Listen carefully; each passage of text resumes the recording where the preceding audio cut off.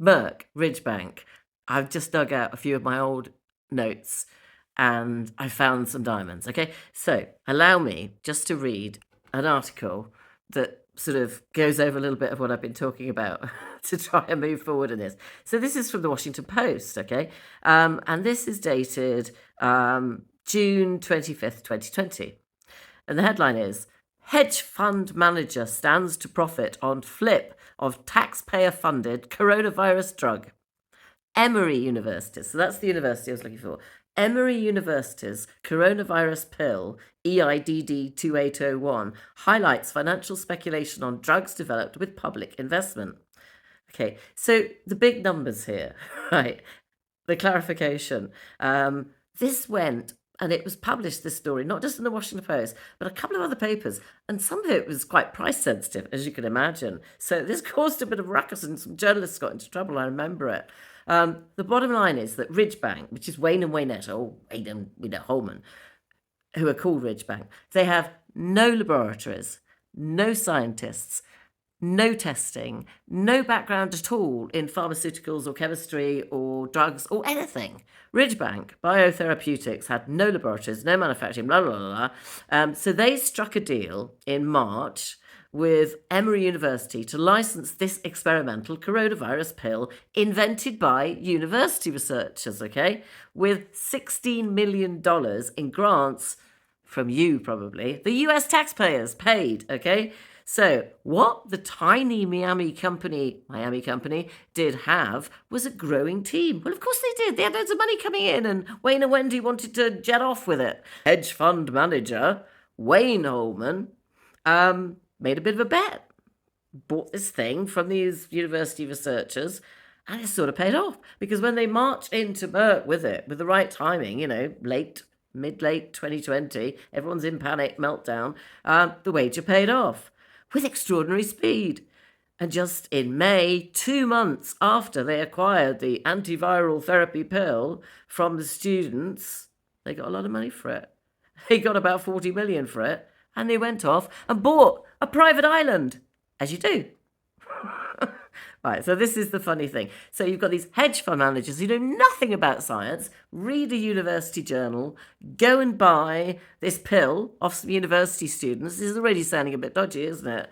Sell that amazing pill to big pharma Merck, and they can't do any testing on it because they've got no labs or resource. They don't know anything about science. So they subcontract the studies. Let's go back to our students who are not very happy about not being able to have sex because they know that this drug, the way it works, is likely to cause birth deformities. So I got the numbers here. They started off, the subcontracted firm that Ridgebank decided to find, it's probably like few students down the road. Excuse me, do you mind doing this? Right, it started off with 750 students being paid $14 an hour to take a pill and abstain from sex.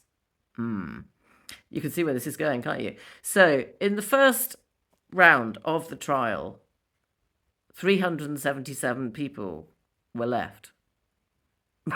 The rest had decided to have sex, as they do, because they're students.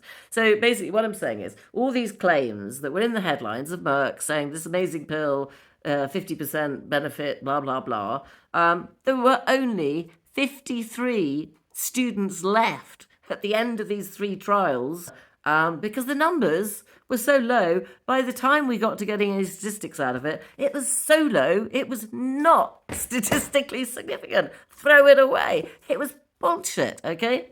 So, let's go back to the article. Okay, so rapid turnaround.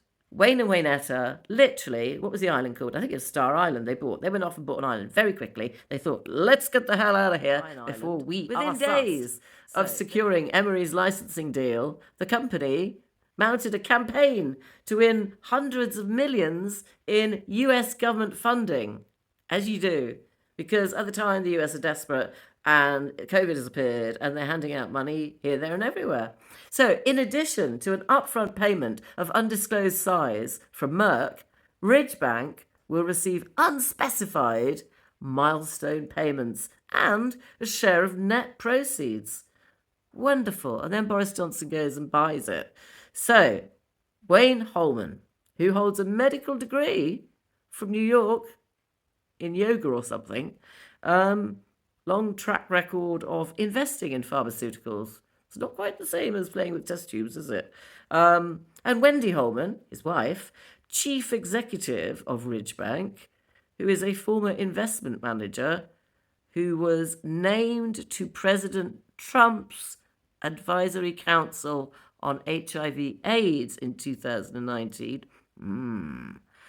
The Holmans live on Miami's exclusive Star Island, where they bought 2 mansions for a combined $47 million. Yes. Right. So let's do the circle and put the story together. The reason it is funny is nobody had a clue what they were doing. Nobody knew anything about pharmaceuticals. The students fell out of the test. The test was totally inadequate. The headlines said this new Merck pill would be 50% brilliant. Boris Johnson and many other people fell for it, paid a lot of money. Wayne and Waynetta disappeared off onto their own private little island with lots of money from flogging something that students created in a lab, and you fell for it. But the big news is, today, they're reinstating it. Because in most countries, including the UK, where Boris was meant to see it coming in off the plane, great, we've got the first pill, it never went ahead. Yes, all that money and everything, it never happened because the pill turned out to be far too dodgy and risky. I'm thinking, I wish I was Wayne and Waynetta on a private island having scammed everybody with US taxpayers' money. Just one of many things in the plandemic.